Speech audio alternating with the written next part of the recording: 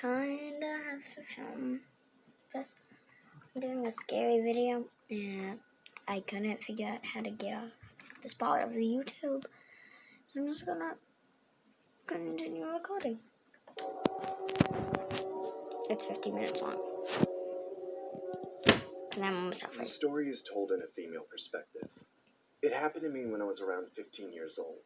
I would always love going to this arcade that was located close to my house. The arcade was always open until late, so it was usually packed to full capacity. My parents didn't mind if I went by myself, as long as I made it back before my curfew was over. Every time I was at this arcade, I would always play with the Pac-Man machine. I don't know why, it's just I had a knack for Pac-Man, and it was my favorite game to play. Later that night, I remember seeing these two guys play the game Dance Dance Revolution. I always enjoyed watching others play it, as it was quite mesmerizing to say the least. That's when a random guy approached me from out of the blue and asked if I'd be interested in playing air hockey with him. I personally didn't see any harm in it, so I said, sure. Dance Dance He introduces Revolution. himself as Ben, and I introduced myself as well. Wow. We ended up playing a few rounds and even chatted for a bit. Ben was even generous enough to buy me a drink. I eventually noticed it was getting pretty late and realized it was probably close to my curfew. I checked my pockets and noticed my phone was missing. He stole it. I didn't know if I forgot it at home or something, so I tell Ben that it was time for me to go. He then tells me that he needs to use the restroom and politely asks if I could keep an eye on his cell phone, which was charging on the wall along with his belongings. I said sure, and he proceeds to head to the restroom. I decided to call my cell phone using Ben's phone, just in case I accidentally dropped it somewhere in the arcade. I noticed he didn't have a pass lock on it, so it was pretty easy to use. I dial my number and surprisingly hear a cell phone ringing inside Ben's backpack. It sounded exactly like my ringtone. My phone must have been in his bag. I decide to open the bag, only to find my phone inside it. I grab my phone and quickly place the backpack back on the table, just in case Ben came back.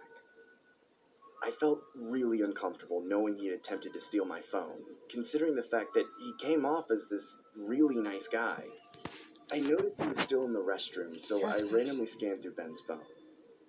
He didn't have any social media apps, which led me to believe he wasn't much of a social guy. I nosily decided to look through Ben's photos while occasionally looking up to see if he had come back from the restroom. What I saw how would that be like? You've just been like this, like casually scrolling through his phone. Ranging from inside and outside the arcade. Like casually. The photos range from a couple months ago till now. As I was swiping more and more and more, constantly just doing less, like stalking and taking photos of me. I love playing. What really sent chills down my spine was a period style photo of myself playing the Pac-Man machine with Ben standing right behind me. He must have had someone take the photo of us. I quickly delete all the photos of his phone. That's when someone named Greg texted Ben's phone saying, "Yo, Ben, is she still with you? I'm outside with the van." That's when I look up and see Ben staring at me with a creepy-ass smile. It was a smile that looked so exaggerated I couldn't tell if he was faking it or being for real. I told him that I was just checking the time because I'd forgotten my cell phone at home. He then says, "Want to come over to my place?" Just say no and run. Just say no and run. I took the high road and said, "Sure, but I need to use the restroom first." He then says, "Sure, let me walk you there."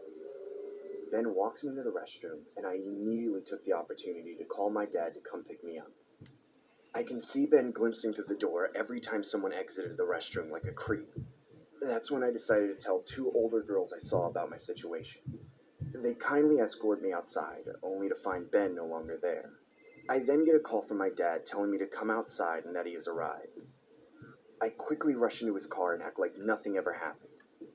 To this day, I'm still traumatized from the encounter I had with Ben that night. You thought he was I lay a on my sweet bed from time one. to time, Gonna be like, pondering hey, Fred, sick plan he smack. was orchestrating that night. That, All I know is that I don't plan on going back to that arcade.